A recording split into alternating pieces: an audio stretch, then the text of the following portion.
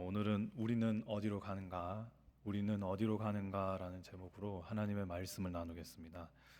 PPT 화면 띄워주시면 감사하겠습니다. 선교사이자 화가인 폴 고갱의 그림입니다. 제목은 우리는 어디에서 왔으며 우리는 누구이며 우리는 어디로 가는가입니다. 이 그림은 인간의 보편적인 생애 주기를 그리고 있죠. 그림의 왼쪽 하단을 보시길 바랍니다. 갓 태어난 아기가 있습니다. 시선을 중앙으로 옮겨 보시기 바랍니다. 생애 최고의 그 활력을 뽐낼 청년이 열매를 수확 중입니다. 이어서 오른쪽 구석을 주목해 보시기 바랍니다. 얼굴을 감싸준 채 고뇌하는 노인을 봅니다. 구체적으로 노인은 그 그림의 제목이 함의하듯이 그가 죽음 이후 어디를 향할지를 매우 번민하며 고뇌합니다. 이렇게 그림은 아기에서 청년 그리고 노인으로 이어지는 흐름을 통해 인간의 생애 주기를 표현하고 있습니다. 그림처럼 우리 역시 아기로 태어납니다. 건장한 청년의 때를 맞이합니다. 종국에는 노인과 같이 깊은 수심의 계절을 맞이합니다. 구체적으로 종국의 나, 곧 죽음과 조우했을 때의 나는 어디로 향할 것인가? 이를 번민하는 수심의 계절을 맞이합니다. 그렇다면 사람은 죽어서 어디로 갑니까? 그리고 우리가 가는 곳은 어떤 곳입니까? 오늘은 본문을 통해 사람이 죽음 이후에 갈 그 시공을 두 가지로 한번 살펴보도록 하겠습니다. 첫째는 지옥입니다. 물론 여기에 있는 우리는 지옥을 향하지 않죠. 복음을 영접했기 때문입니다. 그러나 복음을 거부한 자는 지옥을 향합니다. 오늘 본문의 부자처럼 말입니다. 본문 25절에서 31절에 따르면 부자가 모세와 선지자들의 권면을 무시합니다. 곧 모세오경과 선지서가 전하는 복음을 거부합니다. 그러므로 지옥을 향합니다. 이렇듯 복음을 거부하는 자는 죽어서 지옥을 향합니다. 그렇다면 복음을 거부한 자가 향하는 지옥은 어떤 곳입니까? 사실 성경은 우리 생각만큼 지옥에 대한 상세한 설명을 제공하진 않죠. 그러나 성경은 우리에게 절대적인 지옥에 대한 정보를 몇 가지로 제공합니다. 그 중 하나가 무엇입니까? 다음 화면 PPT로 띄워주시기 바랍니다. 넘어가 주시고 그림은 다 넘어가 주시기 바랍니다. 그 23절 본문 보시기 바랍니다. 이제 지옥에 대한 정보를 제공하는데요. 초도를 보시면 그가 음부에서 고통 중에 눈을 들어. 성경은 지옥에 대한 절대적인 사실 하나를 증거하죠. 그것은 지옥에 고통이 있다는 사실입니다. 이에 오늘 본문의 부자는 28절에서 다음을 표현하기도 합니다. 다음 화면 부탁드립니다. 부자는 지옥을 고통받는 곳으로 표현합니다. 그렇다면 지옥에는 어떠한 고통이 존재할까요? 그것은 견딜 수 없는 뜨거움의 고통입니다. 더 구체적으로는 불로 인한 고통입니다. 물론 오늘 본문을 샅샅이 읽어보시면 본문에는 불이라는 직접적인 단어가 등장하지는 않습니다. 하지만 오늘 본문은 이를 간접적으로 증거하죠. 부자가 뜨거움 때문에 괴로워하고 있다는 정황을 우리에게 알려주며 지옥에 불이라는 존재가 있음을 우리에게 알려줍니다. 더불어 성경의 다른 본문 예컨대 마태복음 5장 22절 다음 화면 주시길 바랍니다. 예수님이 지옥을 두고 지옥불이라는 표현을 사용하십니다. 이 점을 우리가 볼 때 지옥은 불로 인한 고통의 세계입니다. 그리고 우리가 이 지옥이라는 단어를 한번 생각해 볼 때 지옥은 불 그 자체인 세계인데요. 이 지옥을 헬라어 원어로 말하자면은 게헨나입니다. 이 게헨나의 단어를 우리가 요심히 주심히 한번 들여다보면은 이는 흰놈이라는 어원에서 탄생한 단어인데요. 흰놈이 무엇입니까? 특별히 흰놈의 골짜기란 무엇입니까? 그 어떤 예루살렘에 있는 지명 중 하나이죠. 그곳은 우상을 숭배한답시고 어린아이들을 불로 태우던 장소입니다. 그곳은 이방인들의 사체를 불로 소각하던 장소입니다. 쓰레기를 불로 소각하던 장소입니다. 불이 꺼지지 않는 그러한 아주 무서운 장소가 바로 흰놈의 골짜기이죠. 그런데 그 흰놈의 골짜기에서 이제 이 지옥이라는 단어, 게헨나라는 단어가 탄생하죠. 이를 우리가 볼 때 지옥에는 반드시 불이 있다는 점을 우리가 알 수가 있습니다. 이렇게 지옥에는 고통이 있습니다. 구체적으로 불의 잔혹한 고문과 불의 잔혹한 지배가 있는 그 고통이 있는 곳이 바로 지옥입니다. 그리고 더 잔인한 지점은 다음과 같습니다. 단테가 신곡이라는 그의 역작에서 지옥을 조그만 희망, 조그만 기쁨, 조그만 위로도 없는 곳으로 묘사했듯이 불지옥에는 사람에게 조금의 위로도 허용하지 않습니다. 이 지점이 너무나 잔인합니다. 어떻게 그렇습니까? 오늘 본문에서도 우리가 한번 이 사실을 확인할 수 있는데 부자가 불의 뜨거움으로 고통합니다. 이에 물 한 방울을 구걸합니다. 조금이라도 고통을 한번 희석시켜 보려고요. 그런데 우리가 진짜 한번 주목해 볼 점은요, 부자가 무엇을 구걸합니까? 고통을 희석시키기 위해서 물 한 방울을 구걸합니다. 그러나 그 요구는 보기 좋게 거절당합니다. 이를 볼 때 지옥은 고통만 강제할 뿐 단 1g의 위로, 단 한 방울의 위로조차 허용하지 않습니다. 이 정말 끔찍합니다. 우리의 일상을 한번 떠올려서 이를 생각해 보기를 원합니다. 우리 역시 이 땅에서 이런저런 고통을 당합니다. 가볍게는 노동으로 인한 신체적, 정신적 고통을 당합니다. 그럼에도 묵묵히 견디고 극복하기도 합니다. 불의 고통과 비교해서 그 노동이 주는 고통의 강도가 약해서 우리가 버티는 이유도 있겠지만 우리는 고통 중간중간에 있는 여러 모양의 낙 때문에 고통을 견뎌내고 고통을 이겨내기도 합니다. 예컨대 우리는 노동 중 맞이하는 점심 식사를 통해 낙을 맞이하죠. 또 저녁이 되면 퇴근이라는 낙을 맞이합니다. 그래서 집에서 안식하며 그 낙을 충분히 누리며 고통을 우리가 완화합니다.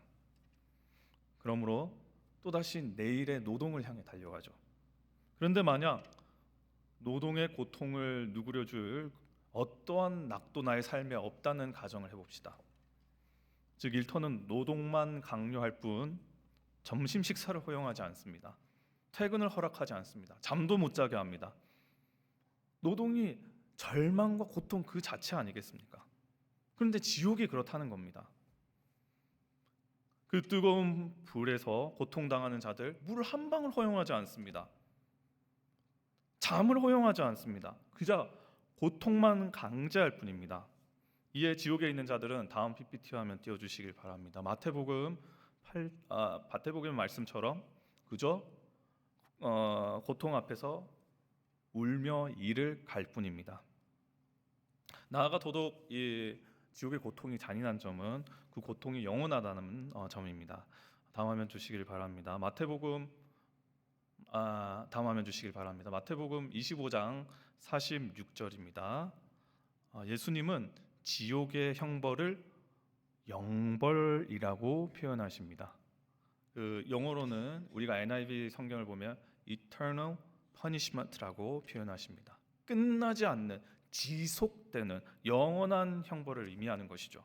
이를 생각할 때 진짜 엄밀히 말하면 사람은 모두가 영생합니다. 심지어 복음을 영접하지 않는 자도 영생합니다. 다만 그들의 영생은 우리의 영생과는 다르죠. 그들의 영생은 고통이 잠식한 처절한 비극일 뿐입니다. 우리의 영생과는 질적으로 너무나 다릅니다. 세안지역 교회 성도님 여러분, 감사하게도 하나님은 우리에게 복음을 영접할 수 있는 은혜를 주셨습니다. 덕분에 우리는 영원히 꺼지지 않는 지옥불의 고통을 피합니다. 생각컨대 참 놀랍고 감사한 은혜입니다. 그게 얼마나 감사합니까? 한번 생각해 봅시다. 사실 복음 영접하는 것 자체, 이거 자체가 얼마나 어렵습니까? 냉정하게 말해 복음은 비논리 반지성으로 가벽한 궤변이지 않습니까? 어떻게 일면식도 없는 사람, 그것도 말 하나 통하지 않는 유대인 남자가 한국 출신인 나를 인지하고 나의 이름을 부르며 나를 구원합니까? 그것도 2000년 전의 유대인이 지금 뭐 시공을 다 뛰어넘어서 2026년을 살아가는 나를 알아가지고 나를 위해 십자가의 형벌 당하고 어떻게 내가 그러므로 지옥의 그 고통을 면하게 됩니까?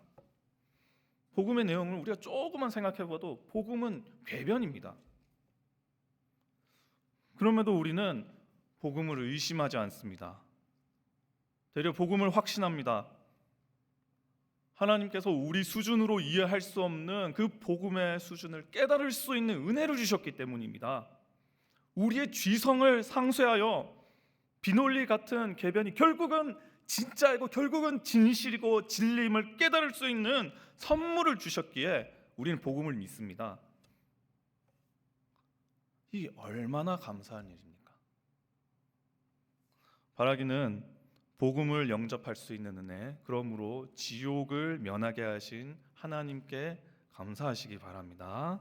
하나님 덕분에 우리는 쉴 새 없이 몰아치는 영원한 고통의 굴레를 면합니다. 둘째로, 그렇다면 우리는 죽어서 어디로 갑니까? 우리 성도는 죽어서 어디로 갑니까? 잘 아시는 대로 천국입니다.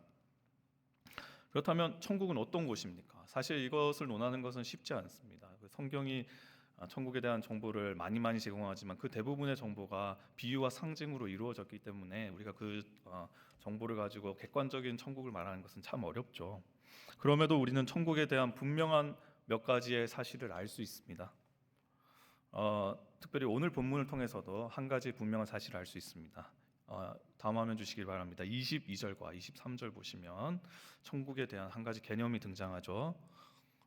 본문을 보면 죽은 거지 나사로가 22절에서 아브라함 품에 들어갑니다. 또 23절을 보시면 아브라함과 그의 품에 이제 나사로가 있습니다. 이 표현은 천국에 대해 매우 중요한 정보를 우리에게 제공합니다. 어째서입니까? 우선 나사로가 아브라함의 품에 있다는 의미를 우리가 좀 제대로 이해해야 할 텐데요. 보통 우리는 나사로가 아브라함 품에 있다는 표현을 나사로가 아브라함에게 안겨 있다는 식으로 이해하기도 하죠. 물론 그 틀린 이해는 아닙니다. 그럼에도 단순히 그런 뜻만으로 이해하기는 아쉽습니다. 나사로가 아브라함의 품에 있다는 표현은 그 요한복음 13장에 나오는, 지금 본문에 보시는 나오는 한 장면을 함축한다고 볼 수 있는데요. 요한복음 13장을 보면 예수님께서 제자들과 마지막 유월절 만찬을 시작하십니다. 그리고 곧장 지금 화면에 보이시는 23절의 장면을 보는데요. 23절 보여주시길 바랍니다. 보시면은 예수의 제자 중 하나 곧 그가 사랑하는 자가 예수의 품에 의하여 누웠는지라, 이런 장면이 등장합니다. 만찬을 시작하면서 예수님의 제자 중 하나, 구체적으로는 그가 사랑하는 자, 그 본문의 저자인 사도 요한, 이 사도 요한이 생뚱맞게 갑자기 만찬 중에 예수님의 품에 안기는 그 장면이 등장하는데요. 이는 대체 어떠한 상황입니까? 다음 PPT 화면 보여주시기 바랍니다. 바로 그림의 이 상황입니다. 식사 장면입니다. 성도님들께서도 잘 아시다시피 본문 당시에 유대인 또는 헬라 문화권의 사람들, 그들은 식사 시 몸을 비스듬히 눕히는 관습이 가졌더랬죠. 요한복음 13장 23절에서 요한이 유월절 만찬 때 예수님 품에 누워 있다는 그 표현 역시 바로 이 장면의 표현입니다. 요한이 예수님 품에 의지하여 누웠다는 것은 요한이 예수님께 밀착하여 예수님께 비스듬히 기대어 만찬을 이제 시작하고 만찬을 즐긴다는 그 표현으로 우리가 이해하면 좋겠죠. 한편 이제 오늘 본문 부자와 나사로의 비유에서 나사로가 아브라함의 품에 들어갔다는 표현도 원어적으로 이 요한복음 13장 23절의 표현과 동일합니다. 그러니까 나사로가 아브라함의 품에 기댔다는 것은 그가 단순히 아브라함에 안겨 있다는 그런 말을 의미하는 것이 아니라요. 이는 나사로가 천국에서 아브라함과 조우하여 아브라함에게 밀착하고 아브라함에게 기대어서 아브라함이 배설하는 만찬을 즐긴다는 의미입니다. 이 천국에 대한 묘사, 만찬의 묘사, 이는 구체적으로 천국의 어떠한 부분을 우리에게 부각합니까? 뭐 천국 가면 마음대로 먹고 싶은 건 먹을 수 있다는 그러한 사실을 부각합니까? 그건 잘 모르겠습니다. 그럼에도 굳이 제 개인적인 희망을 첨언한다면 저는 그랬으면 좋겠습니다. 저는 어릴 때부터 천국에 다음의 나무가 있었으면 하고 생각했습니다. 그것은 햄버거와 감자칩과 콜라가 무한으로 열리는 나무가 천국에 있었으면 하는 바람이 있었습니다. 그런데 제가 이제는 좀 그 바람이 조금 바뀌었습니다. 미국에 온 지 아직 1년이 안 됐는데요. 미국에 오니까 제가 부산 출신인데 이제 돼지국밥, 밀면 이런 게 참 생각이 나더라고요. 그래서 이제 천국 가면 돼지국밥, 밀면, 빨간 소고기국밥, 경상도식 그 추어탕 이런 뚝배기 국밥이 열리는 나무가 있으면 참 좋겠다. 뭐 이런 소소한 바람을 가져보기도 합니다. 아무튼 오늘 본문의 만찬은 그러한 천국을 시사합니까? 잘 모르겠습니다. 다만 이 본문의 전체적인 맥락을 보았을 때 이 만찬이 있는 천국은 다음의 사실을 우리에게 증거합니다. 그것은 천국에 역전이 있다는 사실입니다. 이거 무슨 말입니까? 잘 아시다시피 거지 나사로는 이 생에서 거지라는 신분으로 삽니다. 결핍투성이, 고통투성이의 신분으로 살아갑니다. 예컨대 다음 이제 화면 PPT 부탁드립니다. 20절에 하면 그는 헌대투성이입니다. 몸 곳곳이 성치 않아서 여기저기 병든 자국이 있습니다. 혹은 상처의 자국이 있습니다. 그럼에도 그의 궁핍한 처지 때문에 그는 적절한 치료를 제공받지 못합니다. 다만 개들이 나사로의 헌대를 핥으면서 그의 고통을 위로할 뿐입니다. 거기에다가 다음 화면 부탁드립니다. 나사로는 굶주림이라는 고통과 씨름합니다. 그가 얼마나 굶주림으로 고통했는지 부자에게 음식을 간청하는데 그것도 사실상 부자의 대문 앞에서 누워서 간청을 하는데 그는 부자의 상에서 떨어진 부스러기를 간청합니다. 오늘날로 말하자면 음식 쓰레기를 간청합니다. 그만큼 나사로는 굶주림의 고통을 겪고 있습니다. 하지만 오늘 본문 22절 이하를 보면 역전이 일어납니다.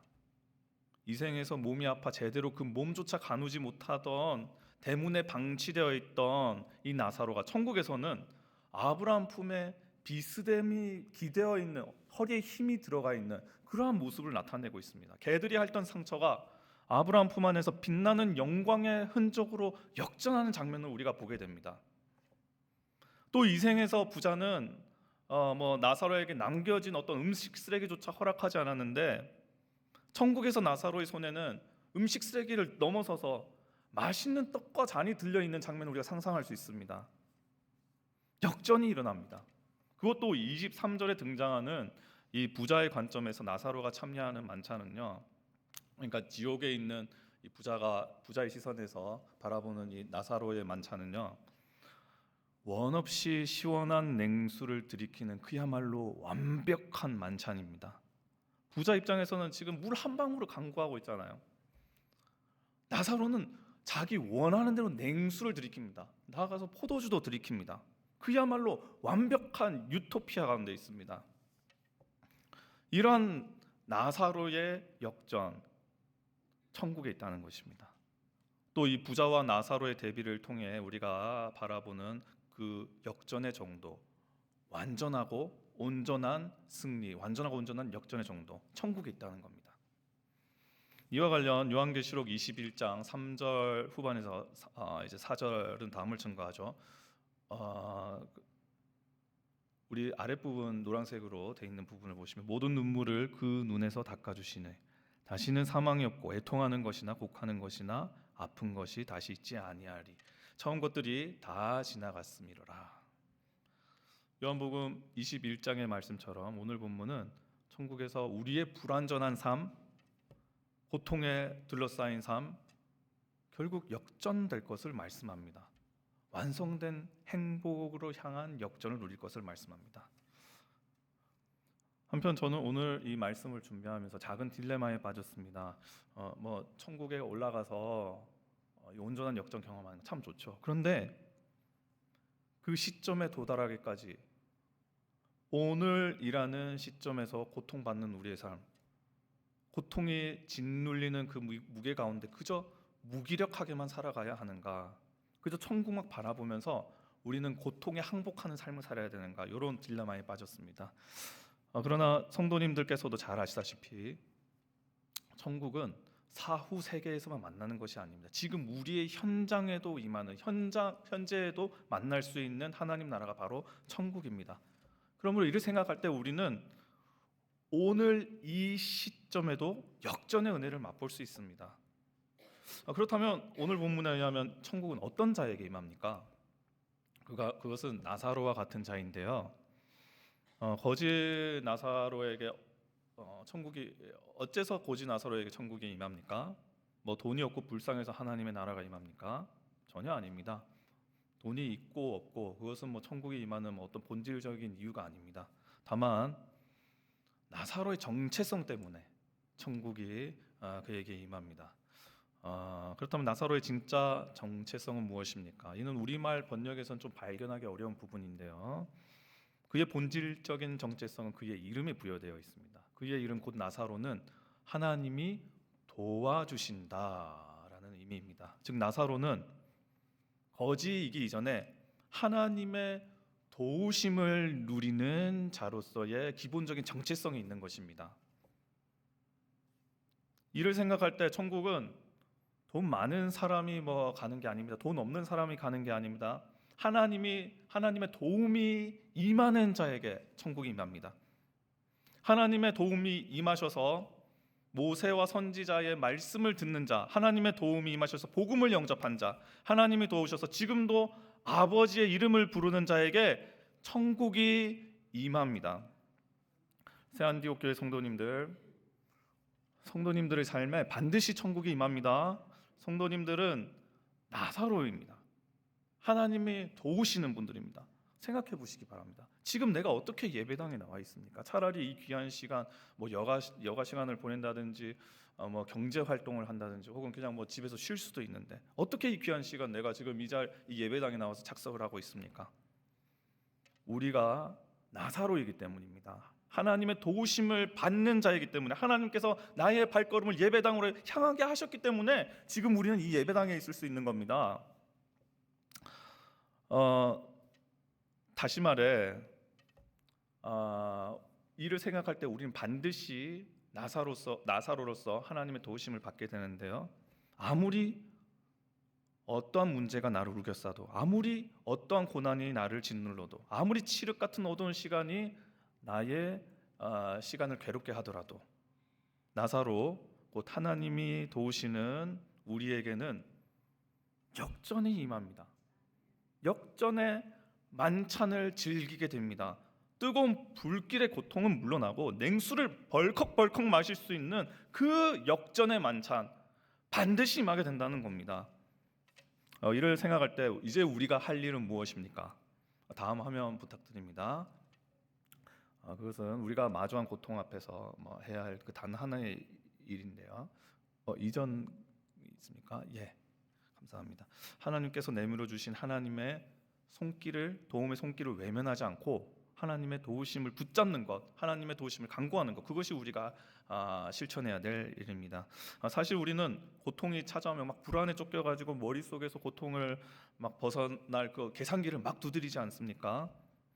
또 나의 서툰 손발로 서둘러서 문제를 해결하기 위해 분주하는 그런 모습을 보여주다가 결국에는 우리를 도우시기 위해 우리 옆에서 기다리시는 하나님을 놓치는 경우가 많은데요. 성도님 여러분, 이제 내 계산과 내 힘을 내려놓는 게 어떻겠습니까? 너무 앞만 보고 달려가면서 주님의 주님의 손길을 외면하는 그 모든 것들 내려놓는 게 어떻겠습니까? 이제는 하나님 앞서지 않고 하나님 뒤로 한 발짝 물러서 가지고 그저 하나님께 도와주세요, 이 한마디를 속삭여 보는 게 어떻겠습니까?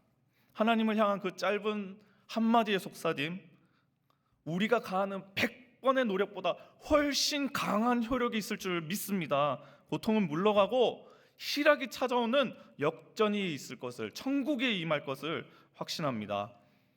말씀을 마무리합니다. 우리는 어디로 갑니까? 다음 화면 주시길 바랍니다. 복음을 거부한 자는 쉴 새 없는 고통, 영원한 고통이 지배하는 지옥을 향합니다. 그러나 복음을 영접한 우리는 천국을 향합니다. 하나님이 도우시기 때문입니다. 나아가 우리는 지금이라는 이 시점에서도 천국을 누리고 천국을 향해 나아갑니다. 이는 확실합니다. 왜 생각해 보시면 지옥은 물 한 방울도 구걸하지 못하는 곳이지 않습니까? 그러나 지금 우리가 있는 이곳에는 우리가 도와주세요 이 한마디만 해도 하나님이 전부를 내어주시는 시공입니다. 이를 생각하면 지금 우리가 있는 곳 이곳이 천국입니다. 다음 화면 다시 한번 부탁드립니다. 그래서 새안티옥교회 성도님 여러분, 하나님의 도움을 간구하는 여기가 천국이므로 하나님을 간구하는 성도님들 되시기 바랍니다. 구체적으로 작은 한마디에 언어면 됩니다. 하나님 도와주세요, 하나님 도와주세요라는 이 작은 언어의 한마디가 아침을 변하게 하고 나의 저녁을 변하게 하고 나의 일상을 변하게 하고 나의 삶을 변하게 할 줄 믿습니다. 한 주도 하나님을 힘입어서 천국을 맛보시는 성도님들 되시길 간절히 소망합니다.